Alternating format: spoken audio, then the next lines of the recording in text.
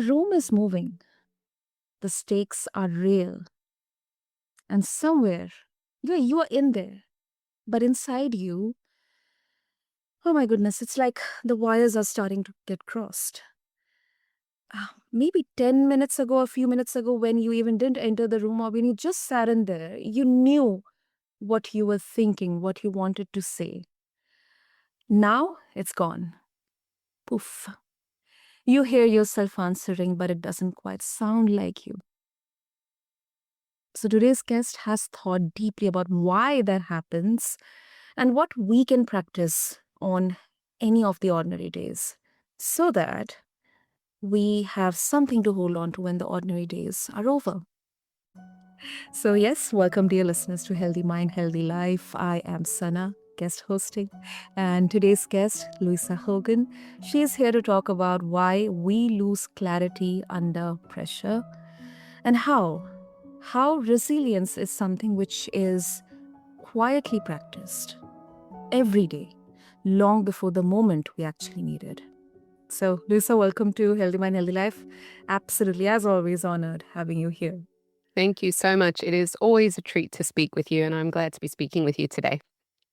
Oh, thank you so much, Luisa. Thank you so much. So, for the listeners of Healthy Mind, Healthy Life, let me tell all of you that I got the opportunity to have conversation with Luisa on Bizblend. So, yes, I would invite all of you to tune and check out her episode in the Bizblend whenever it comes out. I'll share that link as well. But today, for this conversation, listeners, Luisa, I would want to start with something that people, including me, we get wrong about pressure. This picture in our heads of that resilient person, um, the one who walks into the hard meeting or any hard confronting situation, stays untouched by it, is always like calm, maybe like a subtle smile on their face. Like the storm even doesn't just quite land on them. They're always like this calm and composed. That's how we kind of picturize. But, but the way you talk about resilience, it makes me think that, you see that picture very differently. So, what part are we getting wrong here? So, first of all, thank you, and those are lovely examples. I think what people confuse about resilience is there's this image of resilience that we have, that resilience is about being tough and being like a marathon runner, just we have to endure the pain and get to the end, and we have to tough it out no matter how painful it is. Yeah. And that is actually not what resilience is, because resilience is actually more around it's it's how you can steady yourself through pressure and remain steady, and that steadiness is the springboard to resilience. And resilience is about how we recover from that pressure and how we respond to pressure while we are going through it. And it's not about pretending that we're strong, because people will say things like, I am very resilient. You never see me cry. You never see me under pressure. But internally, if they are feeling very stressed, they are feeling like they are burning out, they're feeling like they can't cope, but nobody can see that. Nobody's allowed to see me burning out. And I have to pretend like I'm okay. That's not what resilience is. So for me, like the resilient people who are truly resilient do come across as calm and capable, but they are not pretending that they are. They truly are calm and clear on the inside. They have steadiness on the inside without needing to pretend they are strong. So if anyone out there has ever felt the need to, I have to show everybody how resilient I am by showing them how tough I am, but internally you don't feel that. You feel very broken or very stressed out, very panicky, anxiety, only seeing problems but not showing anyone that, then you're probably pretending to be resilient. Hmm. Now, Lisa, I don't know whether this example it correctly fits the discussion, but I was on another I think it was done a long time ago. And we were talking about public speaking Mhm. on stage appearance. And it was not exactly the typical tactical or strategical discussion that you do these hacks or these are the techniques or just the X factor that will make you a good public speaker, but something very from the psychological POV or the mindset POV is you are feeling that not tension I should say, but that anxiety because Mm. we fear public speaking. Mhm. If I get on a stage and 100 people are watching me, it's a different thing. It's completely different from doing a podcast, Mhm. virtually doing a podcast. Yeah. So I would swear, I would fumble. My hands will be sweaty, Mm. my heartbeat it's racing. Um, I don't know what would I do, but at that time, sometimes we try to override those signals and we say, yeah, yeah, I'm good, I'm feeling very brave, I'm feeling very Mm. strong. Mhm. One thing that she told me is you have to acknowledge your emotions, you have to Mhm. acknowledge those signals. So that gives your body that, not comfort, but that ease. Okay, yeah, you are Mm. acknowledging that, I'm giving those signals. Now what? Now what Yeah. you will be doing? So I think it kind of fits into what It we are talking does. about. It absolutely fits, and it is actually a really great example. And I can speak from my own experience. I do a lot of speaking. I'm a professional speaker, and I will do a lot of speaking. But there's a couple of things that's happening inside your brain. Speaking is a high pressure situation, or people Mm, perceive it as a high pressure situation. There's this need to perform well. You don't want to sound silly. So yeah. in our minds, we see that as a danger. It's dangerous. And we have a voice inside of our heads that tells us, be careful, you're going to humiliate yourself, it's dangerous. And it's important that we have that part of our brain because that keeps us safe. But Right. when you're public speaking, you don't necessarily need to be kept safe in the same way that you need to be kept safe from, say, a lion attacking you, right? So our brain's Mm, doing what it should do, but it's not helping you to feel calm and clear before you're going to your public speaking event. So there's wonderful research, neuroscience research out there that states that when you name the emotion, it mhm, is the first part in telling your brain that this is not a threat because mm, you recognize what it is. So I teach very, very cool technique to my clients. I mentor people on steady leadership. And the mm, first thing I do is I tell people to pause. All right, let's pause because an emotion really only lasts 60 to 90 seconds. But the reason why we'll feel emotion over 2, 3 hours, 4 days, 2 weeks is because we replay the danger in our mind over and over and again. So, what I suggest is you pause, you name the emotion, which is what the advice you got it was really good. So, you run towards the emotion, not try run away from it, because when you run mm, away from it, you just push it down and then you keep reliving the emotion. So, you name the emotion. You might say, I'm feeling nervous, or I'm feeling threatened, or I'm feeling whatever the emotion that it is that you're feeling.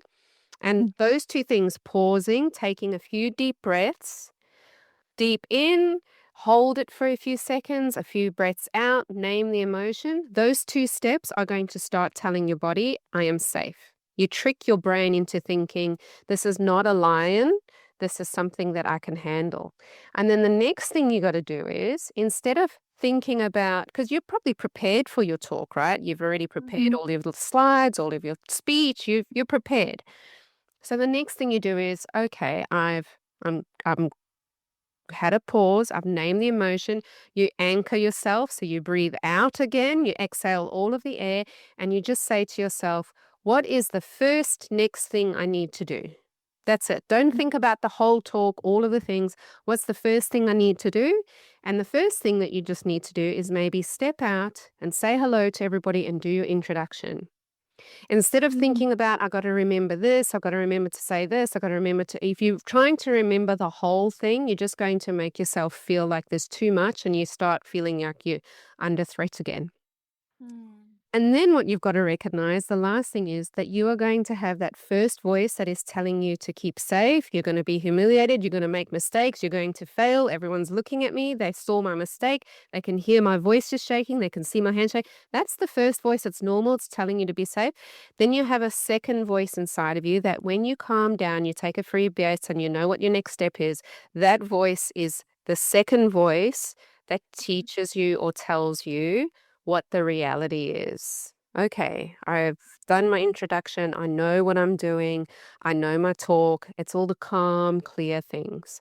And if you can go through that process, you start to take control of pressure situations rather than letting the part of your brain that makes you panic and anxious and feel nervous and narrows your thinking. And you start being able to think a little bit wider than the danger that's right in front of you. Hmm. That is actually very, very useful. Actually, very useful. So, yeah. Good. No, I'm really glad that you shared that because I think a lot of us we need to hear that because not only public speaking, but if you're going to have a very, let's say, a high pressure, high stakes meeting or a confronting, honest conversation with your team member, or maybe in your personal lives as well, when you know that the situation is very, very critical, Mhm. tense right now, a lot of ambiguities, but now you want to remove those ambiguities, those clouds, and you want to bring clarity.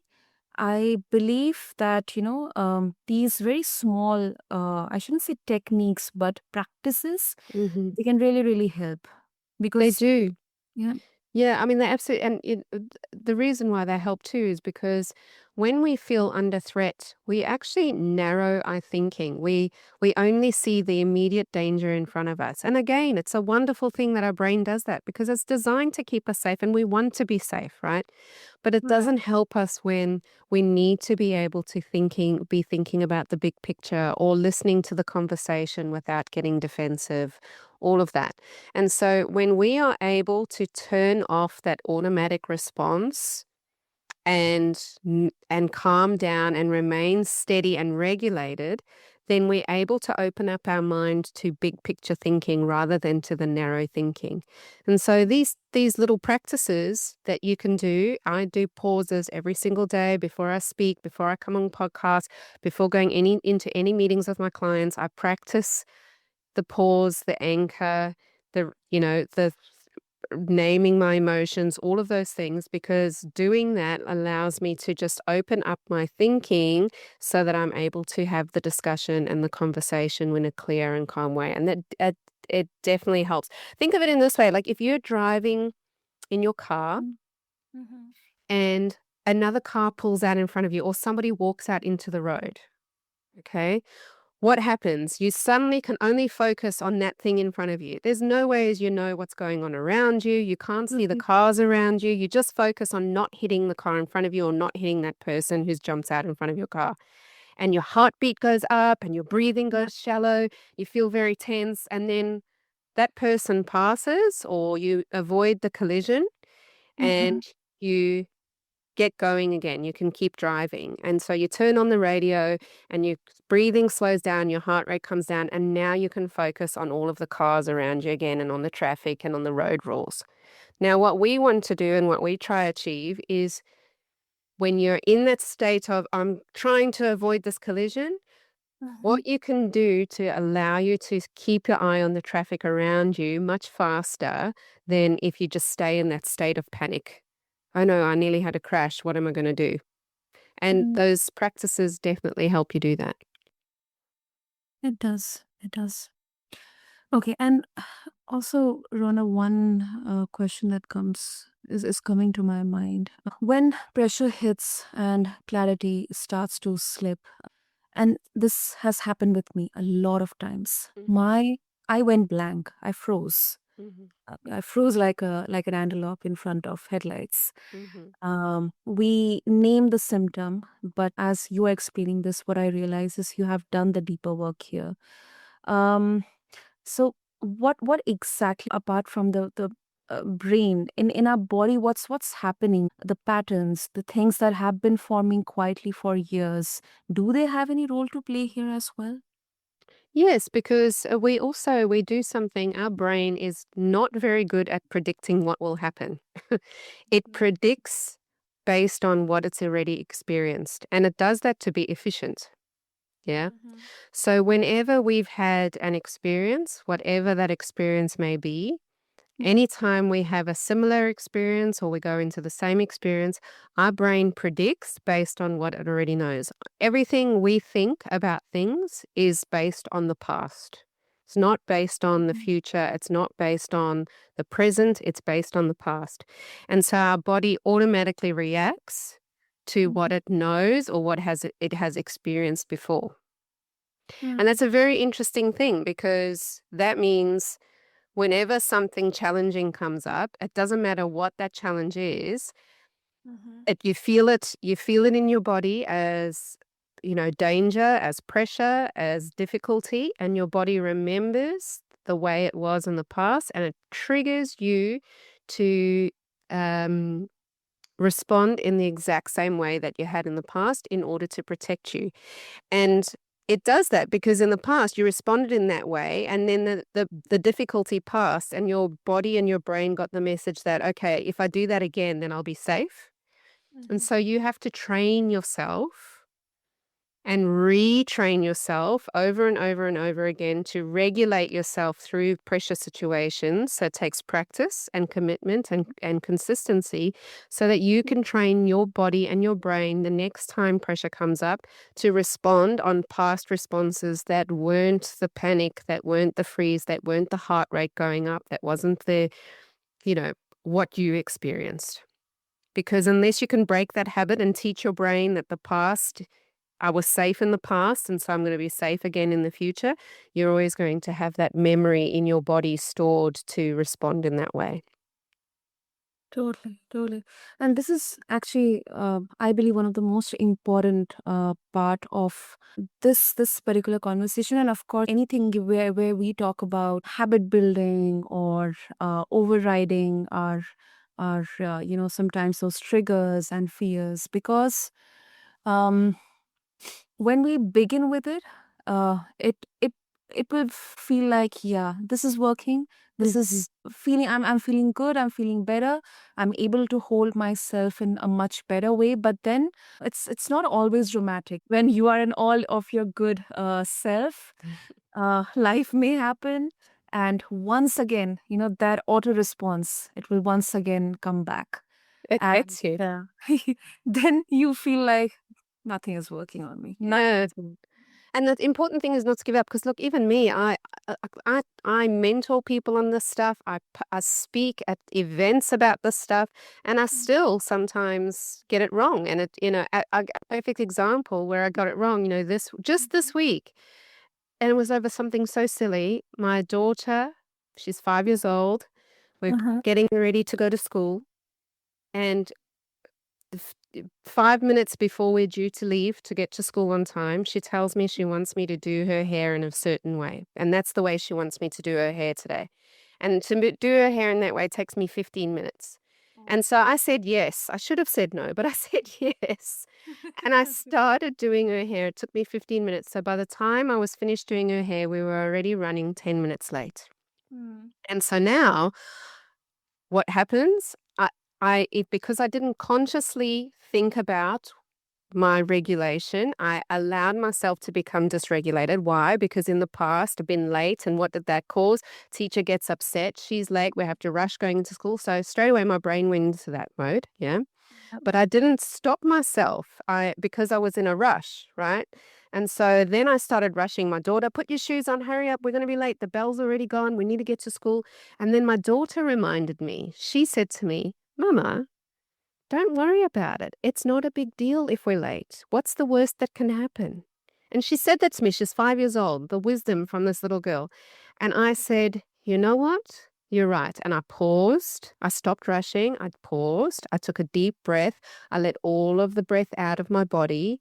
I named what I was feeling. It was frustration and anxiety about being late. I didn't want to disappoint anyone.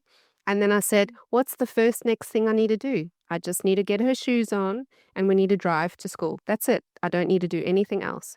And I tell you what, we got to school.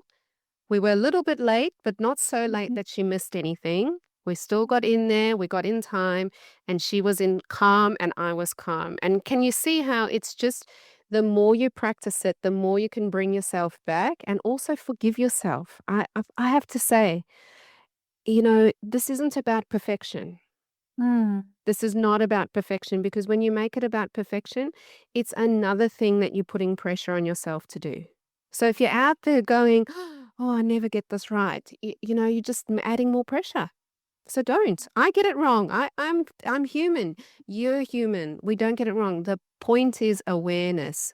Are you aware enough to notice the difference between you being able to regulate yourself and allowing your dysregulated state to carry on and on and on and on so that it's not a short event, but a long event? Because I could have got upset about being late, rushed my daughter, made her upset, crashed my car on the way there, been even more late, rushed into school, apologizing. Can you see how if you're not aware and you don't stop yourself, it can turn into something even worse? So it's not about perfection, it's about awareness. That's it.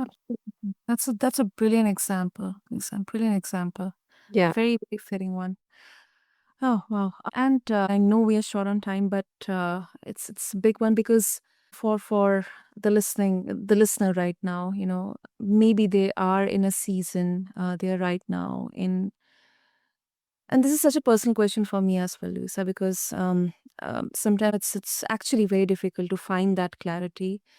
Maybe we would tend more to kind of compartmentalize that or just ignore it or maybe kind of sleep on it, or it's going to like the entire time it will feel like there is no way out, where pressure has us on a loop we cannot get out of. So what would you want them to hear from you? Oh, that is a very good question, a very deep question. If you feel like pressure is on a loop and you can't get out of it, I would suggest that you look at what you are. I mean, this is a very complicated question because there's lots of things that could be creating that loop, right? But the things I would suggest is look at the things in your day, in your diary that are unnecessary but may be pushing you over the edge. Okay.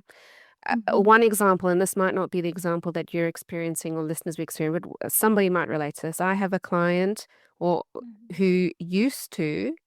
schedule their diary from 7 a.m. right through till 7 p.m. back to back meetings all day so that they Mhm. didn't have time to work and then go home and then work until 10, 11, midnight to catch up on the work they didn't do. And they were in that constant loop.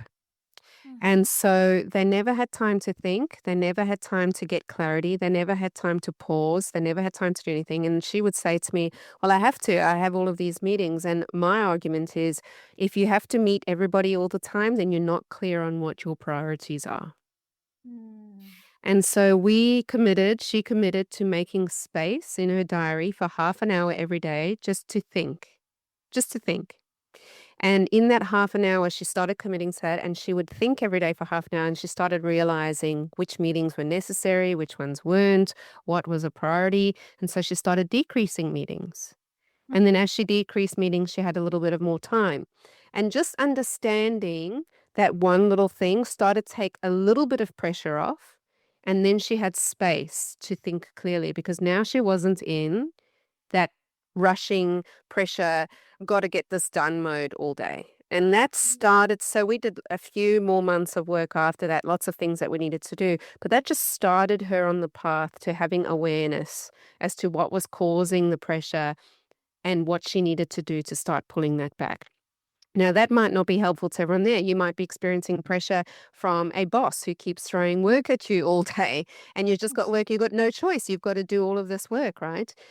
But for me, it's about then understanding out of all of that work, where are your boundaries?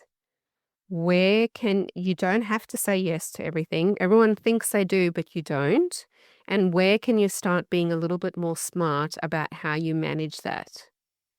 And it might not be what you think, right? And so for me, it's always about understanding what the triggers are and then starting just to make a little bit of space in there so that you can find a little bit of time to regulate yourself. Because the minute you're regulated for a little bit of time, you start to think more clearly. Because if you're in that loop of pressure, pressure, pressure, pressure, pressure, and you don't find the space to think, you're going to get stuck there. Wholeheartedly, Ruth, Larissa, wholeheartedly. Um, and of course, Lisa, for our listeners who Mhm. would like to explore more about your work, and they would like to connect with you, where they can find you? Look, I am most active on LinkedIn. If you're on LinkedIn, you can find me there, Luisa Hogan. Or if you're on Instagram, I started a couple of months ago an Instagram account, Louisa Hogan HQ. It's new, there's not a lot of followers on there, so go give me a follow there. I give lots of tips and advice, so you can go find me there. And I respond to DMs on both of those platforms if you want to chat to me. Or you can head over to my website, www.vermelho.com.au. That is my consulting practice. I have other consultants working with me. And you're welcome to reach out to me there as well.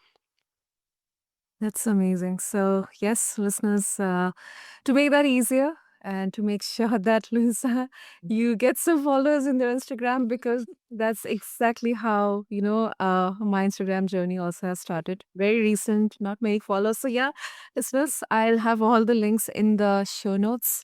So, connect with Luisa, find her on LinkedIn, find her on Instagram, check out her work. And if you want to share something, you can just mention that you heard her on Healthy Mind, Healthy Life podcast. And also, Lisa, thank you. Thank you so much for Thank you. bringing this much needed clarity and lovely, lovely examples. Those moments, I'm very sure many, many of our listeners are going to relate with that. So thank you so much. You're very, very welcome. Thank you so much for having me again. And I am so pleased to have been here with you. And I am glad to have shared my journey with you, even as in the short time that we have. So thank you. Thank you so much, Lisa. And yes, listeners, thank you so much to all of you. Um, all I can say is, I believe our steadiness is not built in the crisis, only in the crisis, but it's built in the ordinary days that nobody's watching. So, with that, we conclude this episode of Healthy Mind, Healthy Life. I am Sana, and I'll catch you in the next episode. Thank you so much.